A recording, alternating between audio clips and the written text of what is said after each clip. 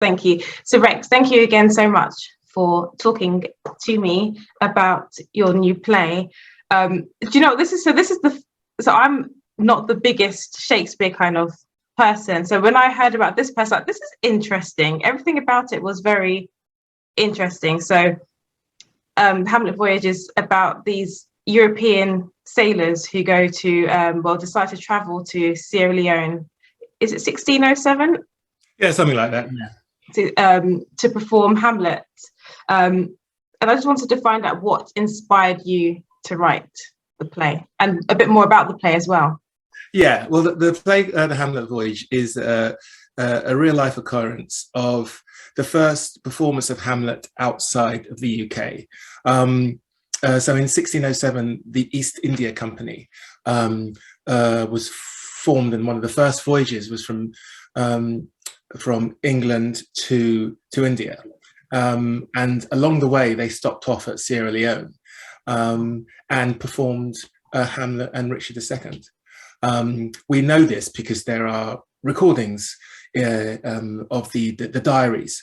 So in the diary, that's kind of all we know. So the play is built around that event, and also it's built around the idea of the first forays of the English into colonialism, and how they were able to what they did, in a sense, to kind of form those links, either trade links, and using, another aspect is using theatre, in a sense, as part of that.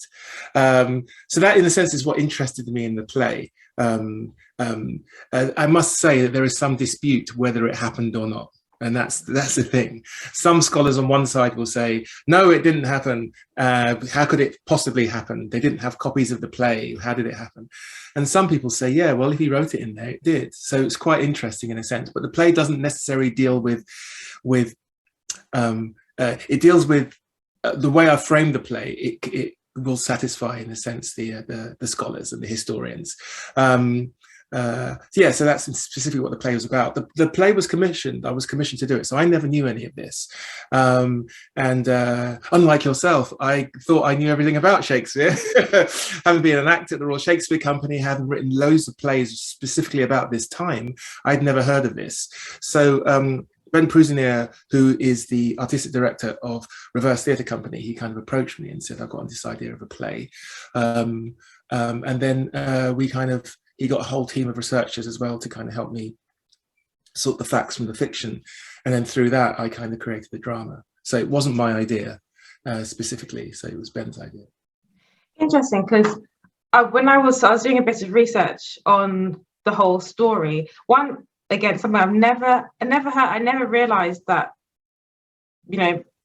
sailors were going to Sierra Leone or anywhere outside of Europe with Shakespeare at that time. I had no idea. Yeah. But also I did read that there was theories, there's conspiracy theories that some people believe it didn't happen, some people believe it did. What, from all the research that you guys did, what do you think? Do you think it did happen or didn't happen? Oh, well, I have to believe it did happen, otherwise. I mean, this is a no-brainer. I have to believe it did happen. But we kind of left the door open to make sure that it could have not happened. But yeah, it is, I suppose, from the reading that I've done, and maybe it's a personal thing, that it is highly possible that a version of Hamlet was performed, and Richard II. They didn't obviously have, copies of the play in, Waterstones where they can kind of go and do. But a copy might have been able to be found its way onto the ship. It's what we call a quarto copy. So a copy which is written down by one of the members of the cast, just to put it in layman's terms. So not an officially published copy. The officially published copies of folios were a couple of decades afterwards. So up at that time, the plays only existed in the minds of the actors, and maybe some of the cast might have written their bits down. That's how the quarto copies were assembled. But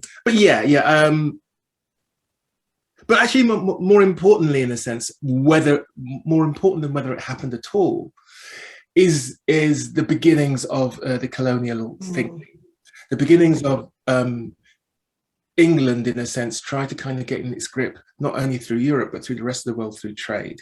The beginnings, in a sense, of what termed as, you know, the Commonwealth and the Empire, you know, in the minds of the people who actually went out and did it. So the play is more about the change from the English sailors' colonial thinking into something where the rest of the world had things that were valuable, and how we can abuse them in getting them. So the play is about that, but necessarily it's not about directly about colonialism and the slave trade. It's not actually about the slave trade at all, but it is specifically about how the Sierra Leoneans and the Mughals, the Indians, how they fought back. You know, it wasn't necessarily, they didn't roll over. It's how they kind of stood up, in a sense, initially to the English. I wouldn't have wanted to write a play which didn't have that message. 100%. I think it's so important, because again, I was wondering how you would what kind of angle you would take this up, because I was thinking to myself, thinking of these European sailors going to Sierra Leone just reminds me of the start of, well, it makes me think, were they the seeds that planted the start of, you know, colonialism in a way? I know it's very ambiguous kind of thought, but just the fact that they were there, and I'm sure they most of them came back to Europe with their findings and all those sorts of things. So I was intrigued to wonder whether or not the native people there you would have like portrayed them to fight back, and what they would have done in response to. Well, I kind of portrayed them, I wanted to portray them as not believing themselves to be inferior. And I think, in a sense, the one thing I can kind of imagine is that would have been the case. So I always wrote the Indian, the Mughals, and the Temne, the Sierra Leonean people, with entitlement, as they thought either they were equals or superior to the English. And I wanted to make sure that was really clear in every single interaction that I had with them. This, you know, and maybe another writer could have written a play where it was slightly different. But I kind of wanted to make sure it was really, really clear that the Temne and the Sierra Leonean Temne and the Mughals were not fools, or were not hoodwinked, or were not kind of, they weren't kind of didn't roll over. You know, they had some fight in them to a certain degree. It wasn't to say they were bad or evil, but they did have some fight. And if two people are fighting and one loses, fair enough. If two people are fighting and one person doesn't fight at all and it rolls over, then I don't think that's a fair representation of the history. All the work that I've done doing the history of Africa, especially, I'm of Nigerian descent, but when I've written about Nigeria or Africa back in time, in previous pieces of work, I've always wanted to make sure that Africans are, a proud, strong continent, and that's how I see them, and that's how I've always been told they were. 100%. You have a neo-colonial education, it kind of says something different. And the other thing that I kind of wanted to make really, really clear was that I wanted the Sierra Leoneans and the Mughals, the Mughal Empire, not to be victims, in a sense, of the English culture. I kind of wanted them to, I'm not sure, the proof of the pudding maybe, but the intention was that they would win, and for the audience, especially the British audience, not to feel sorry for them, to engage emotionally with their stories, and that they would have some kind of victory, whatever that means, but not necessarily to be for the audience, especially the English audience, the modern contemporary English audience, to draw their sympathy. So I've tried not to in the drafts at the moment to kind of veer your way to feeling sorry for the Mughals, or especially the Temne. So that's really important, because that's the one thing that frustrates me the most about when you're at school and you're learning about history, and when they very rarely touch on anything to do with, you know, slave trade or anything at all to do with colonialism, anything at all, if they're going to touch on it, they'll touch on how brave and strong the Europeans were and how weak everybody else was. And it's frustrating because we know that's not the case. We know that. Yeah, or how we were saved. Yes, right, exactly. Colonialism, in a sense, especially with, I mean, with art specifically. As I said, I'm not a historian, but you know, with art and the artifacts that were taken from the continent of Africa over the decades, you know, from Benin or wherever, and you know, they're kept in the British Museum. And it's like, no, keep them here. We're the best curators of these pieces of art. And Nigeria said, but we want them back. You know, why can't we curate art? That kind of stuff, and it continues to go on today. That we're not, you know, so specifically, it's and yeah, you know, we're all kind of subject to a post-colonial, neo-colonial education where the winners of history have written it, and we kind of need to, especially as Black Britons, and who to kind of at least attempt to kind of not rewrite it, but have more nuance. Having nuance is not just, pardon the pun, black and white. It's nuanced and complicated. There's lots of things that happened, and with this, my intention was, this is one of the things that happened. You know, another writer could have written it a completely different way, but this is a way that I chose to write it, and it might not please everybody. But I think, in a sense, this is the kind of way that our stories need to be told, especially to do with, you know, colonialism, neo-colonialism, empire, all that kind of stuff. 100%, I totally agree with you. With the play, so from what I've been reading, there's a fusion of cultures. So you've got puppetry, you've also got drumming, but it's also a fusion of, as you said, African Sierra Leones, and there's also, I apologize, I don't know, but it's native Indians, but I don't know. You did say what they were called, but I don't remember. Temne. Thank you. Yeah, and I might be pronouncing it incorrectly, so apologise. Sierra Leonean, I've been practicing, but it's Temne. Temne. So.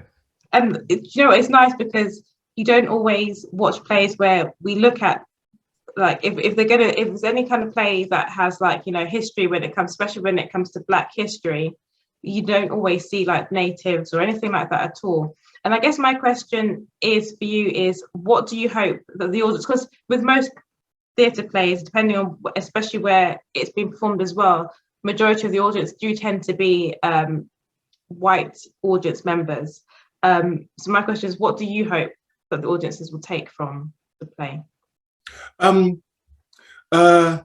Well, first and foremost, I hope they're entertained. I mean, it's just, you know, I have written a play which it has lightness and darkness, and in the lightness, there are bits amusing and funny, and there are bits of character development and character arcs that are really engaging, and there's a love story, and there's fights and all that kind of stuff. All the entertainment. First and foremost, that's the job of a playwright or a writer, is to entertain the audience, to move them and change them.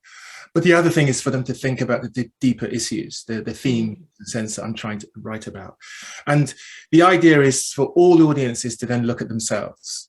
All the audiences go, especially specifically with history, with historical plays, and to think, oh, actually, I never thought that the history was going to be like this. So was like this, or could possibly be like this. So that's one thing that I kind of want the audiences to come away with. And also the other thing, in a sense, is that how close we are together. You know, you say, you know, we have these three, in a sense, cultures, and how close culturally we were together, in a sense that the universality of the stories of the cultures, they're kind of the same, and it's not necessarily that one is higher than the other or one is less than the other. All three cultures that I've written are the same, and they're close together. They all have good and bad. They all have good and evil. They all have complex and nuance. And I'm not saying that one particular culture is better than another, I'm not saying, I'm not in a sense specifically saying that the colonials are all bad in this play, because there are other aspects of some of the other cultures that I highlight, in a sense, their nuance.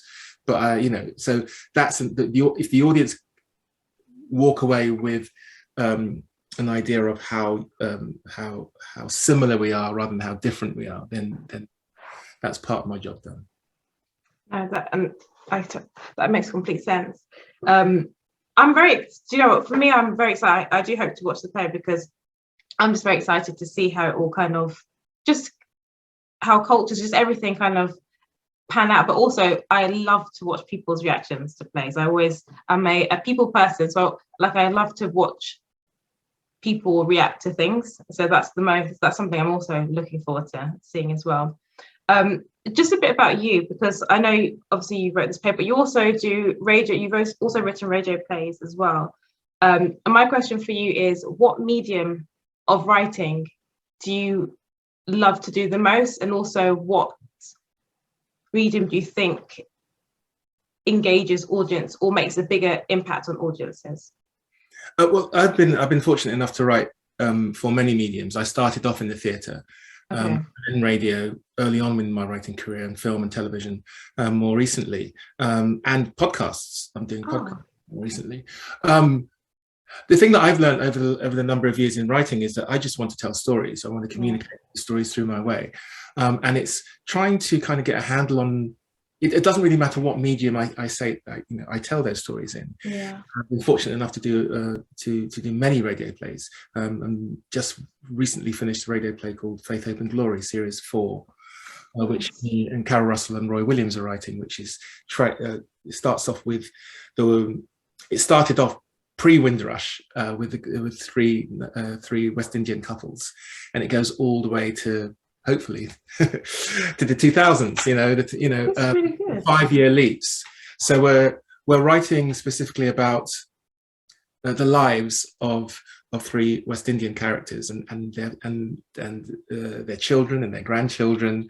Nice. And specifically, and again, talking about the relationships rather than the history. History is by the by, you know, okay, yeah, there was racism, there was riots, there was this, that, and the other, but the most important thing is the family connections and the personal stories. So that's what, you know, that's another thing that we're doing. We're on Series 4, will come out in September, but all the episodes are available on iPlayer. But you know, it could be a film, it could be radio, it could be a television, it could be the theatre. It doesn't matter, in a sense, with that particular story or other. What I try to do is I try to kind of let the story fit the medium, and then I try to make sure that I am doing something different with the medium as far as possible. I've never written a play like the Hamlet Voyage before, where it's 3 different cultures, 3 different stories, and melding them all together. But it has been a challenge. And also, it's a big play. It's a huge play. You know, it's huge in expanse and imagination. And I kind of want to push the medium forward, do something different. Same with radio, and same with television and film. Think, how different can how can I tell this story, but how can I use the medium and push the medium forward as I'm doing it? So that means that I have to learn about the medium. I have to learn the limitations of the medium, and I have to learn the strengths of the medium, and to do that justice as well. I do the story justice, but also do the medium justice. So I'm still learning. It's all a learning curve, but every play that I have and every idea that I have is a challenge to kind of to push it forward, and ultimately, it's my job is to entertain, so and inspire other creatives. We've got a great bunch of actors in the Hamlet Voyage. I mean, they've worked really hard because the production was hit by COVID, right? So right in the middle, and they've been troopers. They've really worked hard and pushed through, and I think the play aspects of the play have really resonated with the cast, and we've got. And a great director and designer, and it's going to be a fantastic spectacle. The first productions are going to be on the boat in the Matthew in Bristol, and then the Bridewell. So this goes from site specific then to a black box theatre. So it's it's going to be really, really interesting in a sense to two different types. Yeah. But yeah, it's all about getting and with other writers as well. I'm friendly obviously with other writers of color and writers in general, and we all in a sense are of the same heart, that we just kind of want to make sure that we tell our authentic stories and get them out there, because we know there's an audience for them, and we know there are people who are kind of really interested specifically in historical stories, and that's something that I do most of, and trying to find out the nuances of history rather than what you've been reading in the books. Nothing wrong with those, but actually you can do a lot with the play, in a sense, a lot more with the play than you can do with the facts and figures and dates and biographies in the book. So that's the idea. Do you know, I'm very intrigued by the fact that it's going to be performed on a boat. Is this going to be I'm guessing, is it a boat that looks similar to what the boats would have looked like then? Or I guess that's too difficult to get. Yeah, kind of. I think the boat that we're using was a boat from a different century. But the idea is, Bristol has got a long history in a sense of particular types of trade. So it seemed to be a really good place to set it. Yeah, definitely. But the boat specifically, I don't think it's a boat of a type. So it's on the boat, and actually it's on land as well. It's a moored boat. So but having a play called Hamlet Voyage and most of it being set on a ship, it's kind of a no-brainer to actually see if we can do a specific version. This was all the producers' idea, and then they managed to kind of secure it as part of the Harbour Festival, which is which I think runs. Well, the run is the 16th and 17th of July. So it's kind of, the boat is a setting, and it's a site-specific backdrop. So we're going to use elements of the boat. So that's really exciting. With the cast go off Monday. First time to see it. I saw it last year when we were doing some R&D. So yeah, it'd be really interesting what comes from having that as a setting, and how that in a sense helps then again tell the story. Then again, we have a story of sailors on the sea, and we have a story of what happens on boats, and we have that, and to have a real life boat it really helps to enhance that element of the story, because you don't necessarily have to have it realized in a different. I love site specifics. You don't get to see many of them because they're far and few in between. Unfortunately, it's mainly sit down play. So for me, I think that's fantastic, because you're right, it really will make the audience feel very immersed, and you'll feel like you're part of the crew in a way as well. Which is really cool. So I've got some very quick fire questions for you. So my first one is, what is your favorite theatre space? Favorite theatre space, the Olivier Theatre at the National. Nice. One of my favorites too, actually. August Wilson always says, especially for writers, is write the big play.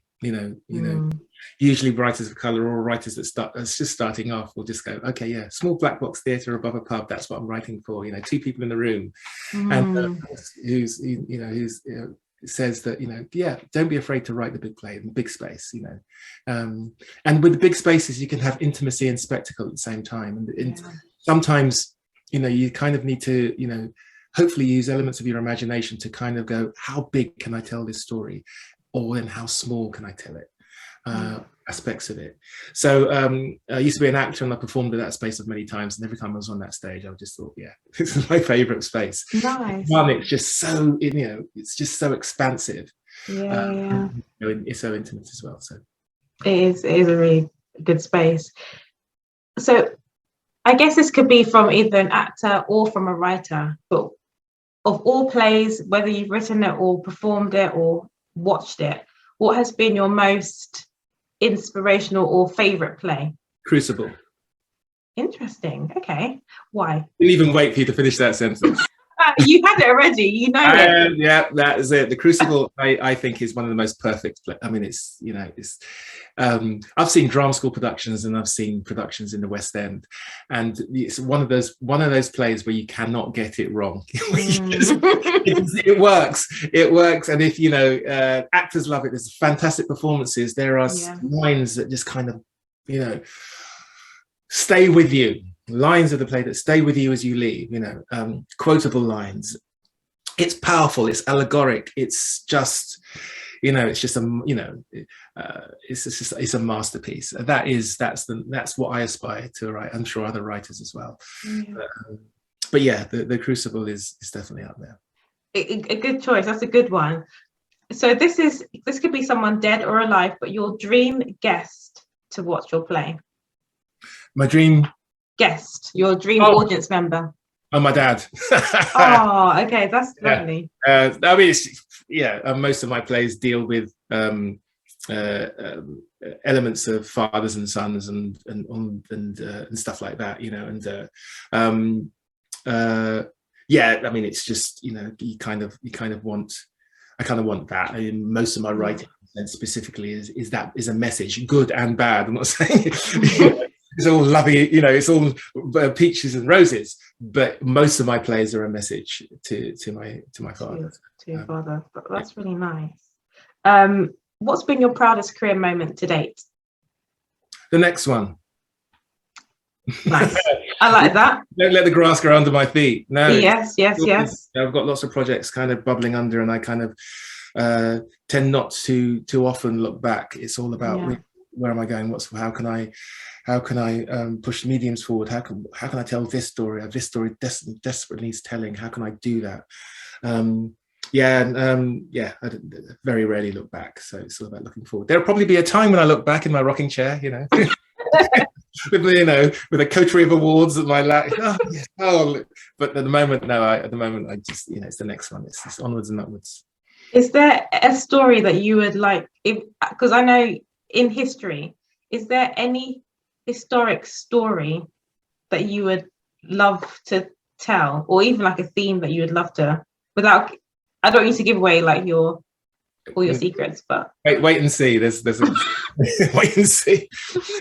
There's a couple of there, but wait and see. There are a couple that probably have fallen by the wayside, but I want to resurrect that haven't quite found a home, but more so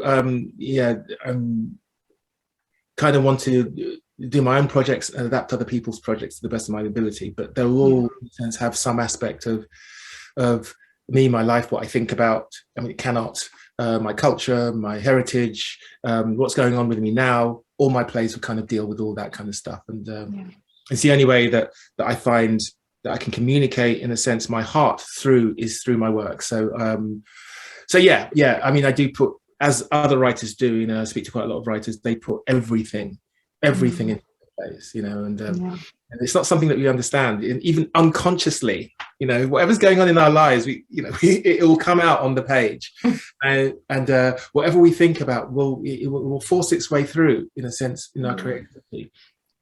And it's a struggle sometimes as for writers.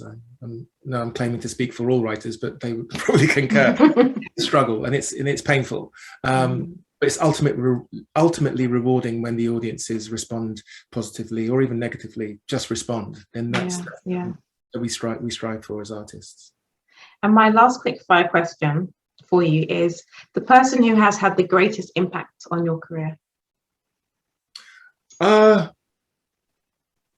The greatest, I think. Oh no, I don't know. I think. There have been some people that actually who believed in you, who urged you on. I would say Tamara Malcolm was really someone early on in my career that really kind of gave me the belief that I could kind of do it. Mike Poulton is a playwright who's just amazing. His support, and I suppose the OGs, people like Donald Kroll, I saw her at a party last week, and I thanked her, for giving me some advice early on. And all my fellow writers and directors who I've worked with, because they are, I suppose, the impact that they have is that they help you realize your work. The plays could be, in a folder on your computer or in the drawer if they didn't kind of urge you to take them out and then be inspired creatively. So every director I've worked with and every producer, in a sense, has kind of had a huge impact, because otherwise the plays stay up here. Yeah. So they have helped. But yeah, Mike and Tamara have been great. Chuck Mike has been great. I mean, early on, they've been fantastic. So amazing. And my final question for you is, I know you've kind of told me this, but what is next for you? What is next? We've got hopefully another series of Faith, Hope and Glory on the radio. That's all I can talk about. I can't talk about anything else. Honestly, I wish I could, but I can't talk about anything else. So. I'm actually going to check out this, because everything about it. So like, my grandma came from the Windrush generation. So for me, I really love hearing stories. And I don't think there are enough stories being told about generation to generation, how also the knock-on effect it can sometimes have, or just the impact it can have, positive or negative. I mean, I think the beauty of Faith, Hope and Glory, and I think Roy and Carol and previous writer Winsome Pinnock will testify, is that one of the things the series does is that you get 3 writers of color who write in different styles. 3 with the same subject matter, right? Writing about post-Windrush families and pre-Windrush families, and we write differently. We write completely differently, with different ways. So when everybody starts talking about diversity, there is diversity within diversity. I don't write like Roy. Roy doesn't write like Carol. Carol doesn't write like Winsome. Winsome doesn't write like me. And when you listen to each play, because there's now probably about, there's probably about 20 plays, right? Wow. So far in the series, there's some 15 minutes and then there's some 45s. So it's about 20 plays, and you can tell the different styles of each of the writers. But also, then again, we are writing about 3 different experiences of the post-Windrush generation. It's not this monolithic kind of, yes, they all got off the boat with their suitcases and they came to court racism and they're all the same experience. All 3 of the families have different experiences, different interactions, and different layers specifically to, how they react to certain things.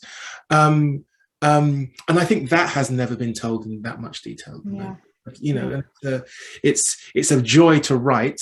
It's a joy to be part of, but it's also a joy, in a sense, to see what Roy and Carol and Winsome have done and think, oh my God, this is, I wouldn't write like that as a creative. Oh my God, that's amazing, because they do write differently. And we all, in a sense, as writers of color, I suppose women writers as well, get pigeonholed into writing a particular way in a particular style.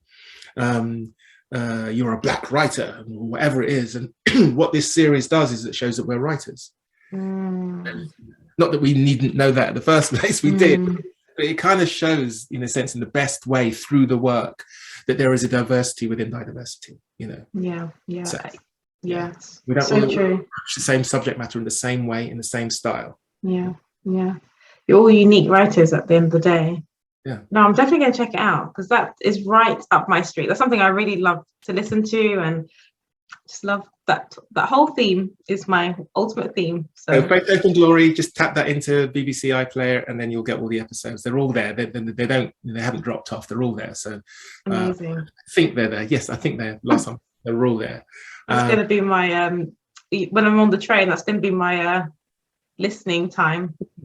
And I've got some more. I've got plays. I think a play called about oil. A couple of oil plays on there.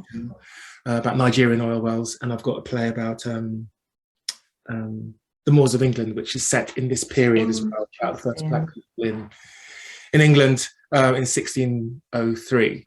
So I have, so to tie that back up to the Hamlet Voyage, I have experience in writing about this period. Yeah. And part of it is doing a lot of research, especially when there aren't the sources to go to. It's really interesting that even in the three lines of the three heritages the three kind of cultures in the Hamlet Voyage, the Temne culture, hardly anything written. There's hardly anything written.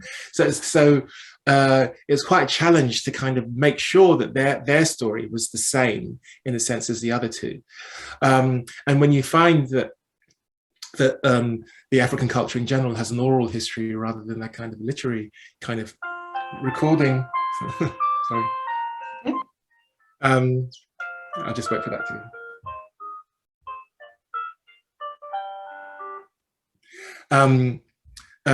When the culture has got an oral history rather than a literal history, it doesn't mean the stories weren't there. It means they weren't recorded.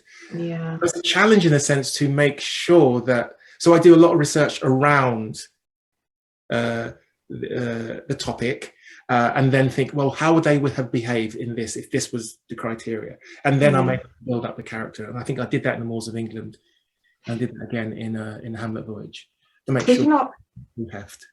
And this is most probably, it's crazy, but that's something I've never really known anything about, was Moors in England. You hear about it in Europe, like other European places, like maybe in Spain or something, or Italy, but not in England. So that's really interesting. Yeah, no, I mean, Black people have been in this country beyond. 1596 is where the Moors of England was. I mean, the inspiration for me was I was so I had the standard British education. So it starts from slavery and that's it. That's what right? And you don't know anything before then. And I think in a sense, there's lots of scholars. I think Robin Walker and other people, they say why specifically slavery in the British education. Sorry, Black people's experience in Britain started from slavery. So they do talk about why, politically why. And then as an actor, I went to the Royal Shakespeare Company and we did the play called Henry VIII. And there was this picture, part of the research that everybody had to do of the Westminster tournament. And in that, they had a picture of three trumpeters. And so I looked at it and there's three trumpeters and one of them was Black. And I just thought, what?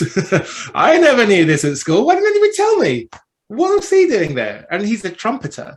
So it's not like he's a, as a servant or anything. He's in King Henry VIII's court playing the trumpet that's like an esteemed position. Yeah. That changed my life. It just thought, okay, I want, so when I was on stage as my spear carrier in Henry VIII, I was that character. I felt a right to be there. It wasn't colorblind casting. I felt a right to be there because I was that character. And it kind of inspired when I decided to become a writer. It inspired me to write those characters. Yeah. And beyond that, I'm not saying that John Blank, that's the trumpeter's name. I'm not saying he was the first, but he was the first for me. That was the first experience. And obviously before then, you can go all the way back to the Roman times as well. And the problem for me was that it wasn't taught in school. It was not only taught to, it probably would have given, Black children like me some self-esteem. Mm-hmm. Also, white kids should know this as well, right? Yeah, exactly. Everyone needs to know. With all due respect, I'm not saying everybody said this, but, go back to your own country.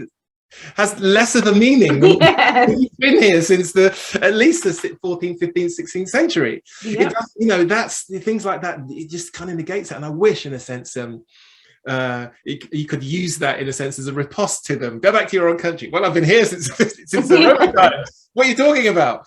So that is, in a sense, the reason why, in a sense, the plays like that are important. And my play, The Moors of England, deals with one particular character, Fortunatus, who made his way to becoming the servant of Sir Robert Cecil, who's basically the Prime Minister, special advisor to Queen Elizabeth. So it kind of deals with that. I mean, I won't go too much into it. You have to listen. But I will. yeah, so it kind of deals with that in a sense. And you know, bringing it back to the Hamlet Voyage specifically, these stories are really important for us to know, not just as Black people, not just as Britons, just as everybody. It's really important we kind of know these stories. And then again, it just highlights the similarities between us rather than the differences. There are differences, yes, we know, yeah, but there are more similarities between us and our histories and our cultures and our loves and our deaths and all that kind of stuff than there are, in a sense, differences. So plays like the Hamlet Voyage definitely kind of adhere to that kind of thinking, and as well as entertaining and educating and making you laugh, making you cry, and all that kind of stuff. So yeah, so I think, you know, I'm really looking forward to the audiences receiving the play and getting their responses. You know, that's yeah, definitely. I think that's the exciting thing, is the responses that you will receive. Yeah, I think they'll be great, to be honest. Great responses, because it sounds to me like a great play. Definitely one that I like. No, it sounds brilliant. Thank you so much. Oh, thank you for talking to me. It's been amazing, actually. You've given me so much knowledge, and I've learned some new things through you. Thank you. No problem. Thank you. No, it's been great. I really appreciate it.